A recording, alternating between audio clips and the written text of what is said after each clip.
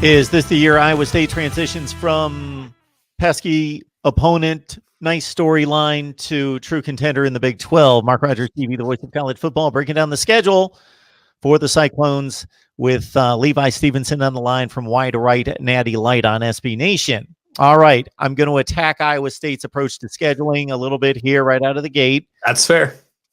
Because if there are two teams in the country that I know what their schedule is going to look like, it's Iowa and Iowa State, because of course they play 3 non-conference games. They always play some semblance of a MAC / another group of 5 FCS, and then of course they play each other. Yep. So I know their Power 5 opponent.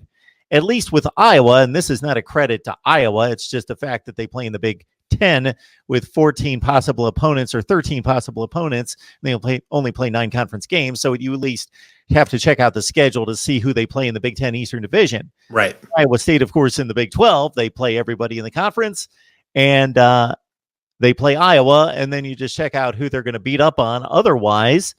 Yep. And so give me something to look forward to and checking out this schedule here.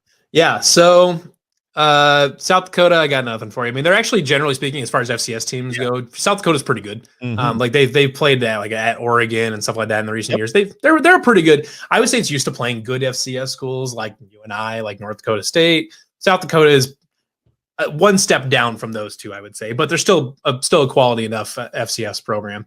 You're playing at Iowa, which is tough. The Iowa Cyhawk game's generally always pretty close, no matter who's where.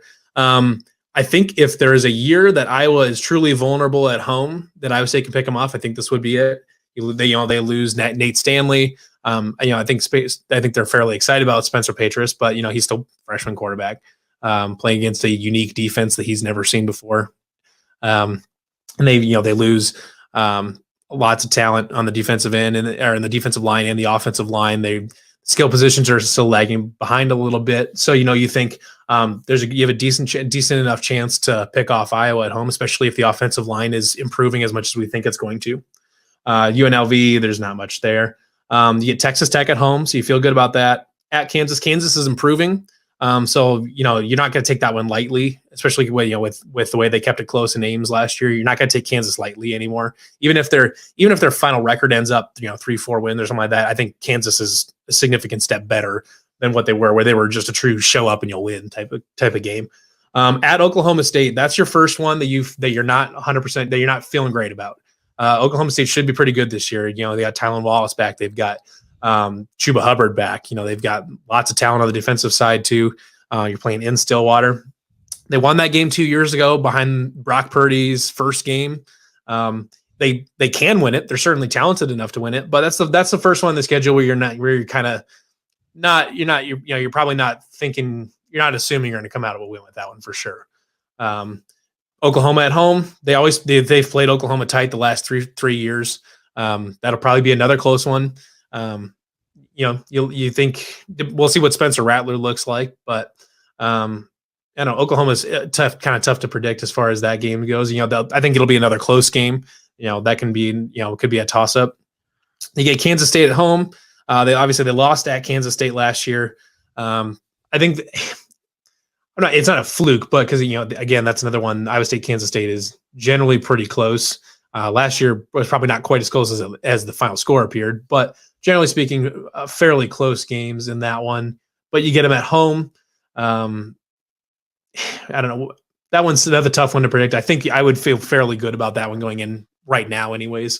At TCU, TCU could be better, but we'll see. They lost some skill position talent, and it's at TCU, which they generally don't play that well in Fort Worth. So that's another one. It's certainly far from a gimme or anything like that. But it's another place they could pick up a win.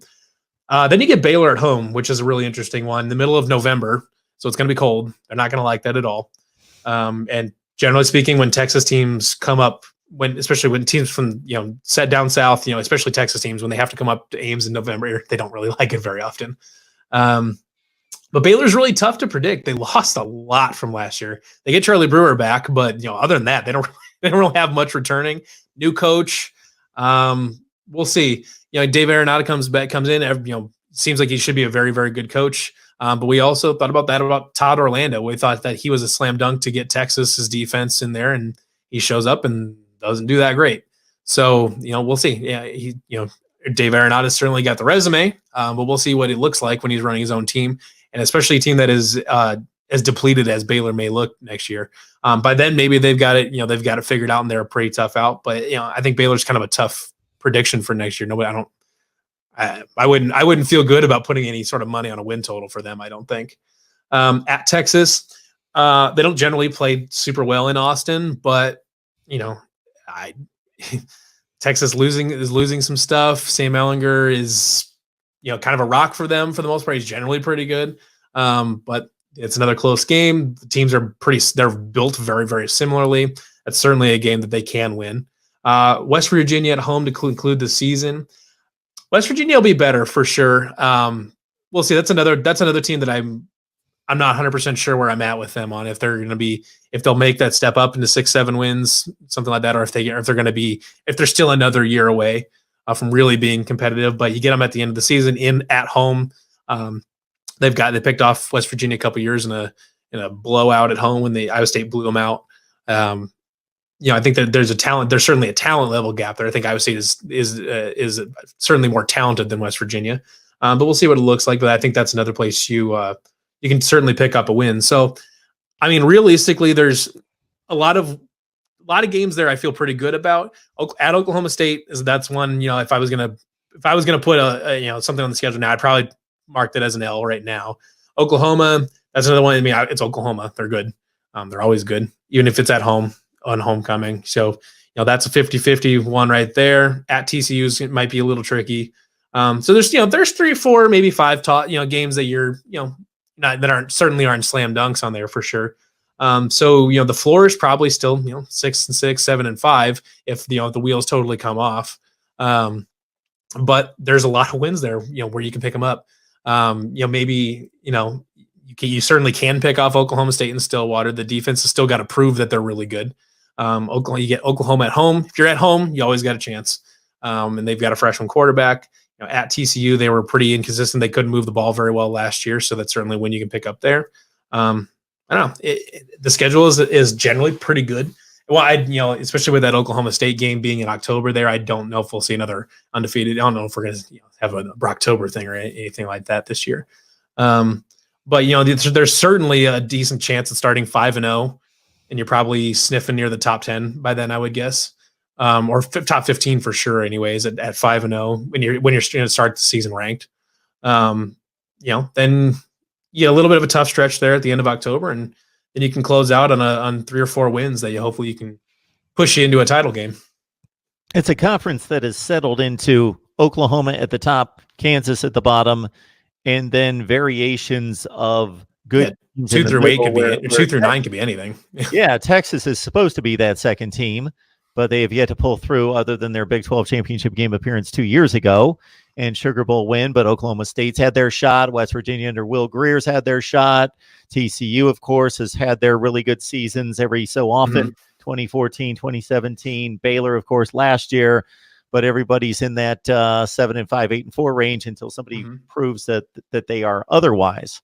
That's your game of inches. That's like and a lot of those games too, between the 7-5, 8-4 teams that pushed them either direction, they were usually really close games. It's just little inches there, and that's part of the reason you go to the Iowa State upgraded their strength and conditioning coaches, because they think that getting the whole, especially the offensive and defensive line, being able to last all 4 quarters and hopefully get those extra inches that Iowa State didn't get last year. Unfortunately, if you look at a lot of some of the metrics too, is that Iowa State and Baylor were actually almost identical teams. One was just profoundly lucky. One was just really, really unlucky. Obviously both teams made little plays here and there that hurt or helped, but statistically they were almost identical teams. One was, what were they, 10-2? Whatever. Yeah, I was going there. Baylor was 11-1, and they're 11-1. 7-5. Even against a 5-7 Texas or TCU team, they needed triple overtime and some very fortunate plays in that game. That's how close it is. And Baylor, to beat Iowa State, Baylor had to rely on a freshman kicker or a true freshman kicker that had missed his first 2 kicks. All of a sudden makes the first field goal of his collegiate career from 48 or whatever it was to beat Iowa State. So it's like, something like that. Actually, I'll have to find the statistic. Maybe I'll bring it up next time. But I think I saw something like Iowa State's field goal, like opposing field goal percentage was like way high, like an anomaly high, that everybody made field goals against Iowa State for no reason at all. It was way above average. So there was, there were certainly some mistakes there too, but it seems like when the universe doesn't want you to win a football game, sometimes it just doesn't happen. Levi Stevenson, you can catch him and the rest of the crew there at SB Nation's Wide Right Natty Light, covering Iowa State athletics. Levi, appreciate you stopping by. Thank you for having me.